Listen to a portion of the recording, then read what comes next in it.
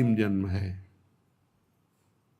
यदि समझ ठीक हो जाए और रसिकों की संगति पर महत्व बुद्धि हो जाए तो समझ लेना चाहिए अब हमारा आखिरी जन्म है। सत्संगति संस्कृति कर अंता, गोस्वामी तुलसीदास जी कह रहे हैं, बड़े भाग पाइब सत्संगा तो बिना ही प्रयास होई भव भंगा। यदि सत्संग मिल गया तो संस्कृति चक्र आवागमन का अंत है, इसीलिए संत का संग मिल गया। रसिकन की सत्संगति दीजे सुनिबो रस भरी बानी, क्योंकि उनकी रस भरी वाणी सुनने से हमारा जो मलिन मन है वो स्वाभाविक निर्मल होने लगता है, साधना में नवीन उत्साह आने लगता है। जहां हमारी गलती होती वहां हमको चुभते हैं सत्संग के वचन, जलन पैदा करते हैं, बार बार हृदय को जलाते हैं, तो हमारी गलतियां भस्म हो जाती हैं। गलतियों का, अपराध का जो पाप का दंड मिलना था वो सब नष्ट हो जाता है और पुनः गलती होने की संभावना नहीं रह जाती। ऐसा प्रायश्चित होता है सत्संग सुनने से। कुंजन को नित डोली बो दीजय, दीजो भोर बुहारी, मिलबे की ही माही चटपटी, प्रीति ही ये अति भारी। प्रियाजू, ऐसी कृपा कर दो कि हमारा देहाभिमान गलित हो जाए। रोज मैं सोहनी लेकर के सार्वजनिक स्थलों पर सोहनी लगाऊं, सार्वजनिक, जहां हमारा सेवा का भाव देह भाव को गलित करता है। परिक्रमा मार्ग है जहां बहुत से लोग एकत्रित होते हैं, जहां बहुत से लोग आ जा रहे हैं, वहां की सफाई, ये बहुत बड़ी सेवा धाम की है, सोहनी सेवा। पर वो देहाभिमान ऐसे लाभ को नहीं लेने देता। एक आदमी करोड़ों रुपए का दान करे और एक आदमी जहां से सब लोग निकलते हैं, बैठते हैं, उठते हैं, ऐसी जगह सोहनी लगा दे, तो उसकी समानता नहीं कर सकता सोहनी लगाने वाले की समानता, क्योंकि उसके अंदर कहीं ना कहीं रहेगा कि मैं 1 करोड़ दान किया है। लेकिन जो सोहनी लगा रहा है उसको रोना आएगा, दैन्यता आएगी, रज उड़ेगी, उसके शरीर में लगेगी, सारे पाप नष्ट होंगे। ये रज ब्रह्मेश्वर आदि शुद्ध रूह पदारविंद की है, प्रियाजू की रज है, चरण रज। ये आपके हृदय को प्रेम प्रकाशित करने में बिल्कुल निर्मल कर देगी, योग्य बना देगी। अगर धाम आए हो तो कहीं भी 4 हाथ सोहनी जरूर लगा दो, तुम्हारा सौभाग्य होगा। यहां गंदगी मत फैलाओ, ये प्रियाजू का महल है, यहां जो भूल चूक से गंदगी फैला देते हैं उसको साफ कर दो, बड़ी कृपा होगी, आपके ऊपर बड़ी कृपा होगी यदि ऐसा आप करेंगे। पर वो देहाभिमान नहीं करने देता, धूल लग जाएगी। जो तुम्हारे कर्मों की धूल चटाने के लिए तैयार है, उसको मिटाने के लिए ये ब्रज धूल है। जैसी भट्ट धूल धूसर तन ये है आशा और धार। बड़े वो महान भाग्यशाली हैं जिन्होंने ब्रजरज के द्वारा समस्त कर्म बंधनों को छिन्न भिन्न कर दिया है। ये जल्दी समझ में नहीं आएगा, ब्रजरज लगाने की हिम्मत नहीं पड़ेगी पापात्मा को। देखते हैं कि अगर ऐसे हुआ भी तो ऐसे ब्रजरज लेकर ऐसे लौटने की, लगाने की, ये बहुत महापुरुषों के गूढ़ वचन हैं। रज का जरूर सेवन कीजिए, बहुत प्रार्थना, ये अमूल्य। समस्त ब्रह्मांडों में कहीं भी ब्रजरज की समानता करने वाली, कहीं की रज की महिमा नहीं कही गई, ब्रजरज की महिमा वर्णन की गई। स्वयं श्री भगवान 1 वर्ष तक शास्त्रों वचनों का रूप धारण करके संपूर्ण ब्रज 84 कोष की रज का स्वाद लिया। जब ब्रह्मा जी ने अपहरण किया तब भगवान ही स्वयं बछड़े बने। ये रज बहुत अपार करुणामयी है। सोहनी लगाने से स्वाभाविक ही रज का अभिषेक हो जाता है। और प्रिया जो देखती कि मेरे महल की टहल कर रहा है, बहुत कृपा होगी। संपूर्ण वृंदावन, संपूर्ण ब्रज हमारे प्रभु का निज घर है, निज घर है। कहीं भी सोहनी लगा रहे हो तो प्रभु के घर में लगा रहे हो। अम्बरीश जी और दुर्वासा जी, अगर साधना में देखा जाए तो दुर्वासा की समानता कदापि त्रिभुवन में कोई बिरला ही कर सकता है। अम्बरीश जी की तो बात ही जाने दो। अगर साधन पक्ष में देखो तो दुर्वासा जी, और समर्पण पक्ष में देखो तो अम्बरीश जी। अपने हाथ से सोहनी लगाते हैं, अपने हाथ से पोछा लगाते हैं, चक्रवर्ती सम्राट होते हुए भी। तो सुदर्शन चक्र उनकी रक्षा में है और उनको पता भी नहीं है। दुर्वासा जी दूर्वा रस पान करते हैं, केवल वलकल की लंगोटी लगाते हैं, 60-60 हजार वर्ष की समाधि धारण करते हैं। कोई साधारण महात्मा नहीं, लेकिन कहीं ना कहीं साधन पक्ष का बल है। और अम्बरीश जी के हृदय में सावई मनः कृष्ण पदारविंदयो, केवल श्री कृष्ण चरणारविंद में मन अर्पित करके निरंतर चिंतन, दैन्य भाव, ये आत्मसमर्पण बहुत जोर का होता है। इस सोहनी लगाना, प्रभु के लिए पोछा लगाना, ये बहुत बड़ी बात है। देहाभिमान इसी से गलित होता है। कुंजन को नित डोलिबो दीजो, दीजो भोर बुहारी। रोज हम सोहनी लगावें, कहीं ना कहीं लगावें, एक नियम बना ले थोड़ा सोहनी लगाने का। अपने लोगों को का नियम था, पूरा हित धाम को करते हुए परिक्रमा मार्ग मदन टेर के सामने तक ऐसे पूरा साफ कर, पद गुनगुनाते हुए जो सोहनी लगाने में सुख मिलता है ना, अलग अलग स्वाद होता है भजन का। जैसे एक ही खोए को बहुत प्रकार से हम स्वाद लेते हैं, कुछ पेड़ा बना के, कुछ लड्डू बना के, कुछ उसी खोए के विविध प्रकार की मिठाइयां बनती, ऐसे ही भजन का विविध स्वाद है। माला लेकर एकाग्रता पूर्वक जप करना, सत्संग सुनना, सोहनी पोछा लगाना, भगवत सेवा करना, साधु सेवा, ये विविध प्रकार से उसी भगवदानंद का रसास्वादन है। श्री भोरी सखी जी कहती हैं, प्रिया जो ऐसी कृपा करो कि ब्रज में वास मिले, वृंदावन वास मिले, और आपके कुंजों में रोज सोहनी लगाने का सौभाग्य मिले। ये संपूर्ण वृंदावन ब्रज ये कुंज निकुंज है। कोटि प्राण नित बारी बोधी जय, देखत चरण छटारी। वैसे तो मुख्य 5 प्राण हैं और 5 प्राण सहायक है, तो 10 प्राण कहे गए हैं। लेकिन अगर करोड़ों प्राण होते और न्योछावर करते, उस न्योछावर के बदले में श्री जी के गोरे चरणारविंद को एक बार देखने का सौभाग्य मिलता तो सस्ता सौदा है। प्राण दिए यह प्रेम न पइए, क्योंकि श्री जी के चरणों से प्रेम प्रवाहित होता रहता है।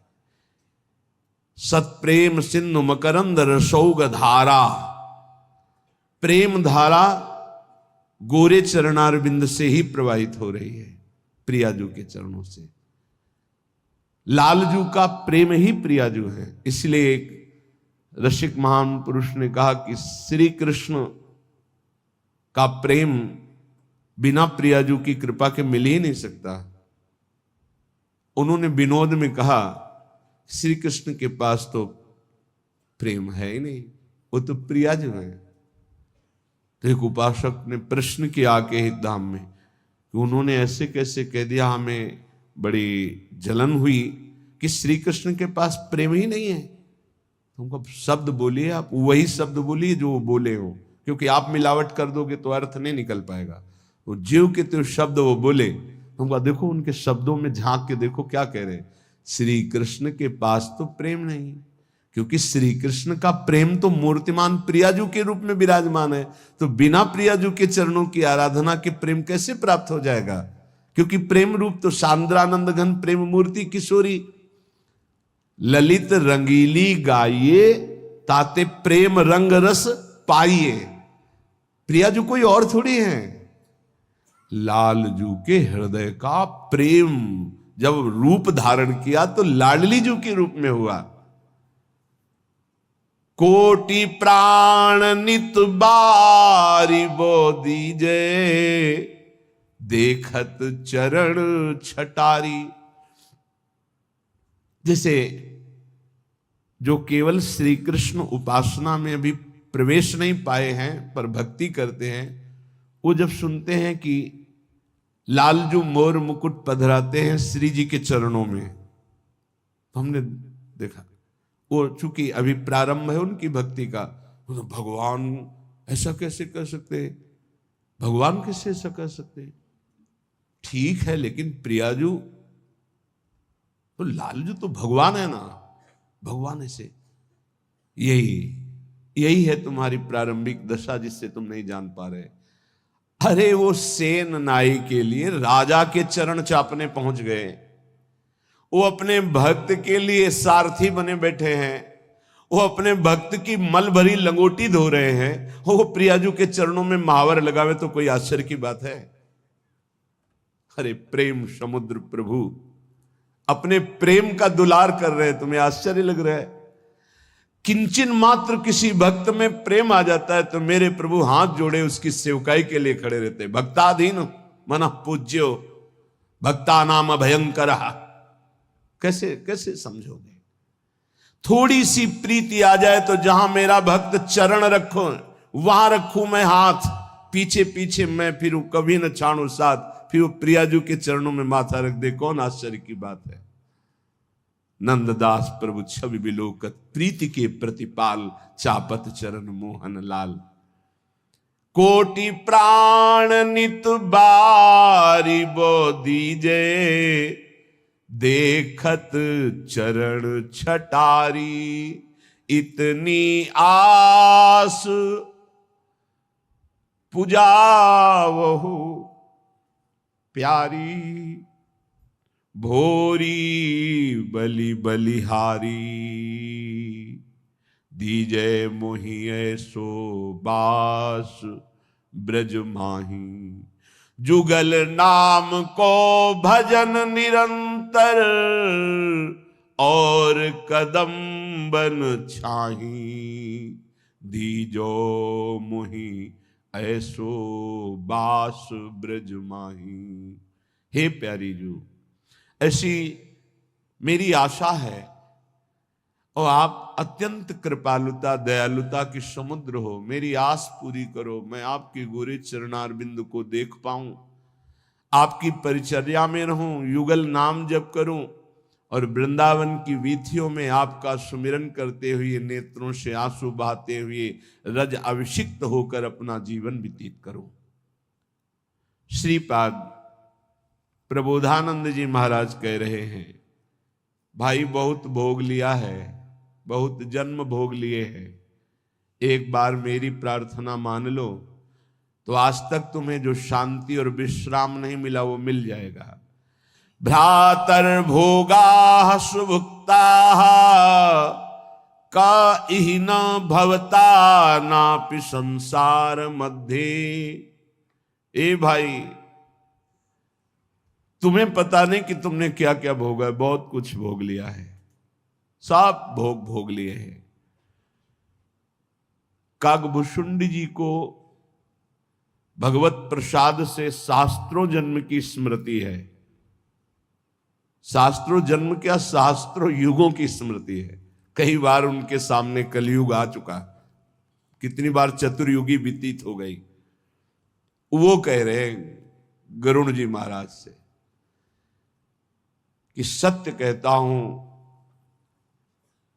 हे पक्षीराज हरिवाहन, आपके सामने सत्य कहता हूं, कोई ऐसा कर्म नहीं जो मैंने किया ना हो, कोई ऐसा भोग नहीं जो मैंने भोगा ना हो, लेकिन आज मुझे जो भगवान की स्मृति में सुख मिल रहा है वो किसी में सुख नहीं मिला। सब कुछ करके देख, वो अनेक जन्मों की स्मृति से सब देख रहे हैं। सकल कर्म कर थके गोसाई, सुखी न भयूं आजुकी। आज जो मैं भगवान श्री राम की पावन चर्चा करता हूं, उनका नाम जप करता हूं, उनके ध्यान में मगन रहता हूं, इससे बड़ा सुख मुझे किसी भी साधन में, किसी भी भोग में, किसी भी कर्म में नहीं मिला है। श्रीपाद कह रहे हैं,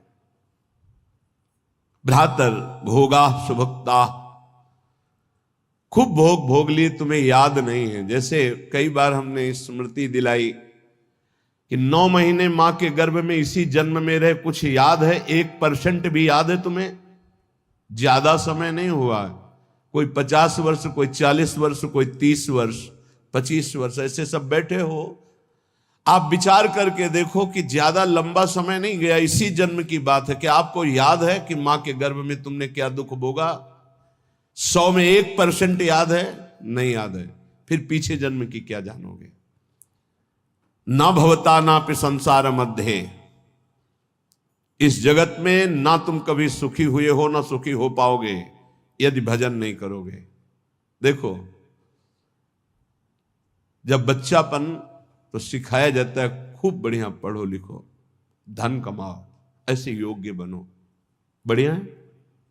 कभी अध्यात्म नहीं सिखाया, कभी नाम जप नहीं सिखाया, कभी ये बैठ के नहीं सिखाया कि बड़ों का आदर कैसे किया जाता है, कभी ये नहीं सिखाया कि मनुष्य जीवन का लक्ष्य क्या है।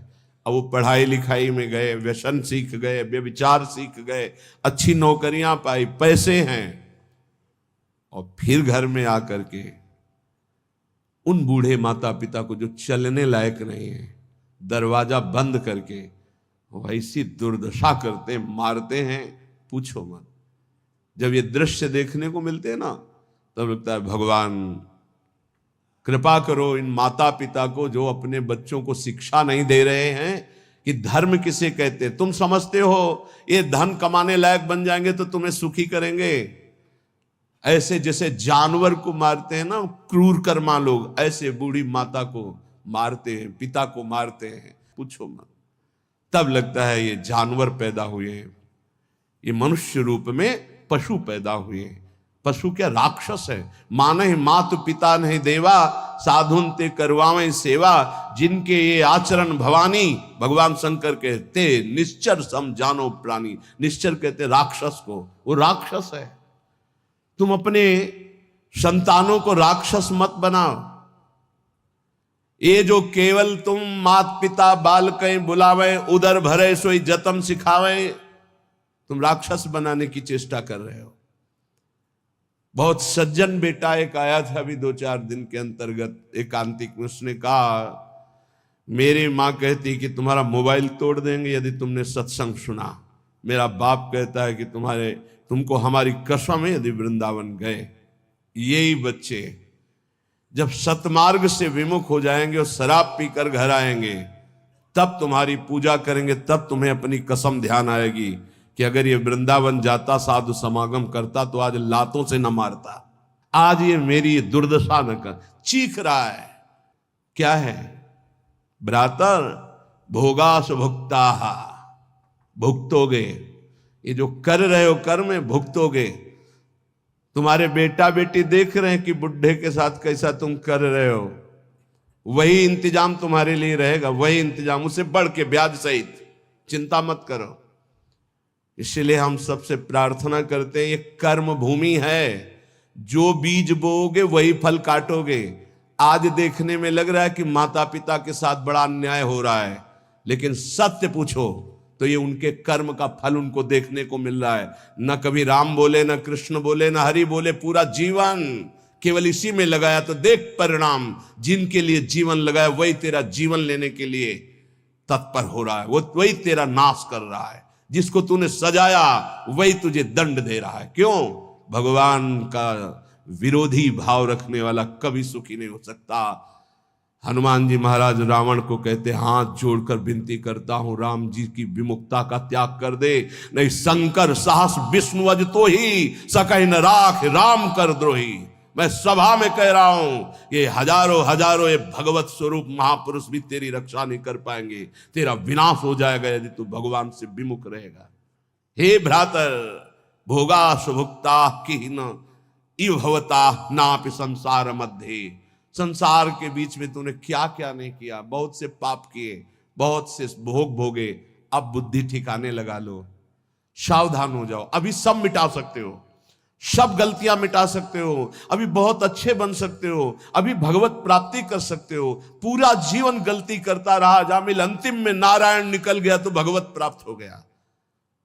अपना पता नहीं कब अंतिम, अब सुधार लो। अगर हमारी आवाज आपके कान में पहुंच रही है, चाहे ऐसे समक्ष बैठे हुए या यूट्यूब में, आपके माता पिता कैसे भी हो, हमारी प्रार्थना है, यदि वो वयोवृद्ध हैं, चलने फिरने में असमर्थ हैं, तो पहले समझ लो उनकी बुद्धि भ्रष्ट हो गई है। तुम्हें मानना पड़ेगा। ये भ्रष्ट का मतलब होता है स्थिति से गिर जाना। अब वो ठीक नहीं बोलेंगे, वो आपको गाली देंगे। आप घी चुपड़ी रोटी सब्जी दाल सब देंगे, फिर भी वो आपको गाली देंगे। आपके रिश्ते नातेदारों से आपकी निंदा करेंगे, पर आप उनकी इस बिगड़ी हुई बुद्धि का रोष पूर्वक अनुगमन करते हुए उनको पीटना, उनको मारना, ये आचरण मत करें, क्योंकि उनकी कर्मानुसार बुद्धि बिगड़ चुकी है। अब अपने कर्म आप मत बिगाड़िए, वो आपके भगवान हैं, सच्ची मानिए उनमें भगवान बैठे हुए हैं। ऐसे असमर्थ माता पिता को भगवान की तरह दुलार करोगे तो तुम सदैव श्री संपन्न रहोगे, लक्ष्मी तुम्हारे घर से नहीं जाएगी। और जिन घरों में माता पिता को त्रास दिया जाता है, जिन घरों में आए हुई पानी ग्रहण करके पत्नी के साथ अनर्थ नाना प्रकार की दोष वृत्तियां, वो घर कभी श्री संपन्न नहीं हो सकता, सुख संपन्न नहीं हो सकता। आप सत्संग सुनने आए हो, इसी का सुधार करना चाहिए। माता पिता आपके साथ क्या व्यवहार कर रहे हैं बिल्कुल मत देखो, ये मान लो कि ये पागल है, उनकी बातें मत सुनो। तुमका अपना कर्तव्य दे, तुम्हारा क्या कर्तव्य, हमको केवल अपना कर्तव्य देखना। हमें बहुत कष्ट होता है जब ये बात देखते हैं कि बूढ़े असमर्थ माता पिता के साथ ऐसा व्यवहार, तब लगता है ये कलेजा है इसका हृदय है कि भगवान ने पत्थर की रचना की इसके हृदय में। अरे और कौन, जिसने 9 महीने गर्भ में रखा, जिसने अपने रक्त का दूध बनाकर तुम्हें पिलाया, जिसने तुम्हारे मल मूत्र साफ किया, आज तुम हाथी जैसे जवान हो तो लात मारते हो, डंडा मारते हो, उनको गाली देते हो। चिंता मत करो, तुम्हारे लिए ब्याज सहित व्यवस्था है, ब्याज सहित दंड मिलेगा। अगर तुम्हें थोड़ा भी ये पता है कि भगवान है तो इतना समझ लो उनके वचन भी हैं, अवश्य में वो भोक्तव्यम कृतम कर्म शुभाशुभम, शुभ और अशुभ कर्मों का भोग भोगना पड़ता है। फिर माता पिता ये तो साक्षात भगवान है, इनके प्रति ऐसा ये कुछ भी बोले।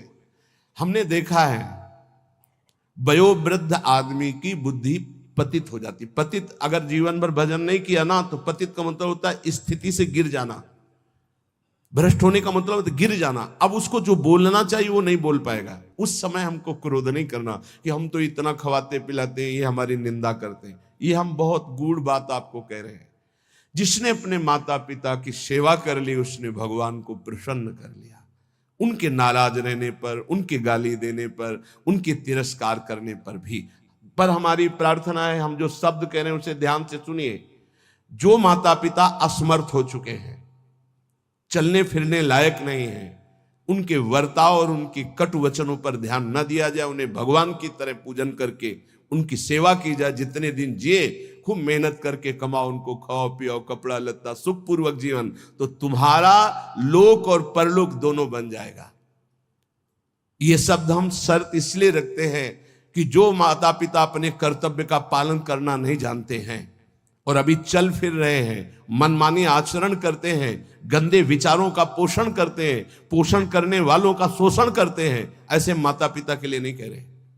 हम उन असमर्थ माता पिता के लिए कह रहे हैं कि जिनकी वास्तविक बुद्धि बिगड़ चुकी है, शरीर सेवा में समर्थ स्वयं नहीं रह गया है। अब हमारा कर्तव्य बनता है वो गाली दे, वो पड़े पड़े हगे, तो भी हमें उनकी सेवा करनी चाहिए। निश्चित भगवान प्रसन्न हो जाएंगे, निश्चित। हमने आपको कई बार उदाहरण में बताया है महाभारत का प्रसंग। एक महात्मा कश्यप नाम के थे, तो एक वृक्ष के नीचे बैठे ध्यानस्थ थे। जब एक बगुली बीट कर दिया तो ऐसे माथे से गिरा, तो ऐसे देखा और रोष पूर्वक देखा तो भस्म हो गई, आग लग गई और जलकर राख होकर गिर गई। उनको लगा मेरी तपस्या बहुत पावरफुल हो गई। एक घर में गए, भिक्षामदेहि, एक साध्वी भगवत भावपरायण पति को भगवान मानने वाली पतिव्रता देवी निकली, प्रणाम किया, ब्राह्मण कुछ क्षण रुकिए, अभी मैं आपको भोग लाई। जे ही वो घर गई तो दूसरे दरवाजे से उसके पति आ गए। बिल्कुल ध्यान से सुना, अपने पति को साक्षात भगवान मानना, अपने पति की ही आराधना में तन्मय रहना, ये पातिव्रत बड़ा महान धर्म है। इसी से भगवान शंकर, ब्रह्मा और विष्णु को 6-6 महीने के बालक अनसुईया जी ने बना दिया था। लेकिन ये बहुत दुर्लभ बात है जो अपने देह को पावन करके एक पति को समर्पित करके आजीवन वो देवी। ये भारत यति और सतियों का देश है। धर्म की यहाँ जय जयकार सदैव होती रही, होती रहेगी। हाँ, थोड़ा कम ज्यादा अंतर पड़ता रहेगा। अब आज क्या धर्म को समझे जो बॉयफ्रेंड गर्लफ्रेंड ये दलित दुराएं दिमाग में बैठ गई है, ये क्या समझेंगे कि धर्म किसे कहते, पातिव्रत धर्म किसे कहते, एक पत्नी व्रत किसे कहते हैं, जिसका पाणी ग्रहण किया, आजीवन निर्वाह किया। अब वो पति सेवा में पति को बैठालना, उनको जल पिलाना, फिर इसके बाद कहा भगवान आपके घर में एक अतिथि भगवान उस दरवाजे पर आए, आदेश हो तो मैं उनका स्वागत करूं, भिक्षा दे दूं। कहा तत्काल जाइए, तत्काल जाइए। वो कुछ फल फूल अन्न आदि लेके गए।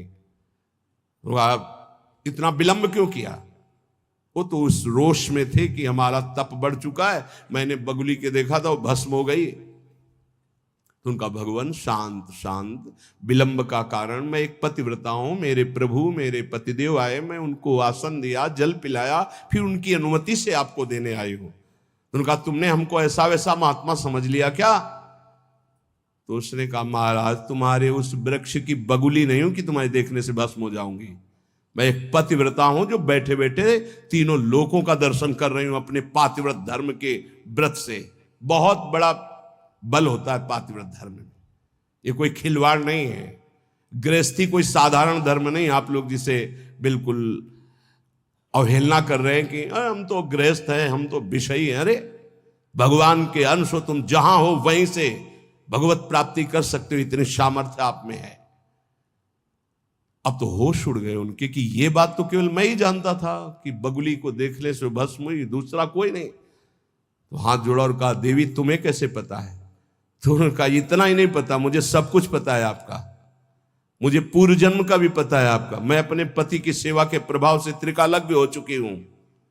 जाओ, अभी तुम्हें सच्चा ज्ञान प्राप्त नहीं हुआ, सच्चा ज्ञान प्राप्त कराने के लिए अमुक प्रांत में जाओ और वहां जो मांस बेचने का व्यापार करते थे कसाई के रूप में, वो जन्मे थे उस कुल में, लेकिन वो खरीद करके मांस व्यापार उनकी कुल परंपरा का, वहां जाइए और वो तुम्हें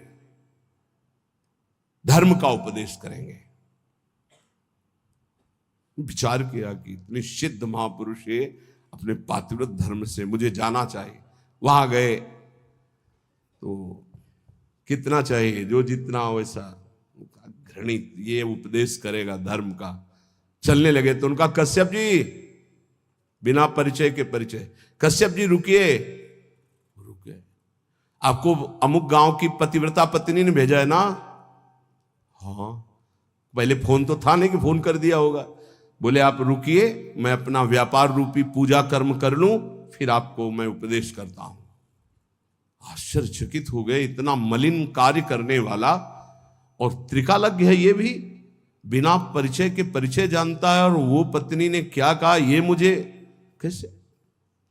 बाद में जब अपने सेवा से निवृत्त हुए तो दुकान को अपनी प्रणाम किया, पैर छुआ और वो कर्म भगवान को समर्पित किया कि मुझे जिस कुल में जन्म दिया वो मैं कर्म कर रहा हूं और नाम जब निरंतर चलता। उन्होंने कहा पहले तो मैं पूछना चाहता हूं आप इतना निंदनीय कर्म क्यों करते हैं? तो उनका है मेरी कुल परंपरा से चल रहा है। फिर तुमको इतना पवित्र ज्ञान कैसे हो गया तीनों काल का? बोले मैं निरंतर नाम जप करता हूं, अपने कर्म को भगवान की पूजा समझता हूं। और आओ, और घर ले गए और दिखाया कि श्वेत पलंग पर बूढ़े माता पिता बैठे हुए, जाके साष्टांग दंडवत किया। बोले जो उससे धन मिलता है उससे मैं अपने इन भगवान की सेवा करता हूं। रात दिन माता पिता की सेवा के प्रभाव से, नाम जप के प्रभाव से, अपने व्यापार को भगवान की पूजा समझने के प्रभाव से मुझे तीनों काल का ज्ञान है। तो उन्होंने कहा मेरी तपस्या अपूर्ण क्यों है? कश्यप जी ने उन्होंने कहा इसलिए कि तुम अपने माता पिता की अवहेलना कर चुके हो और वो वृद्ध माता पिता भटक रहे हैं, उनकी सेवा छोड़कर उनकी अनुमति के बिना तुम ये ऐसा, जाओ पहले उनकी आज्ञा का पालन करो।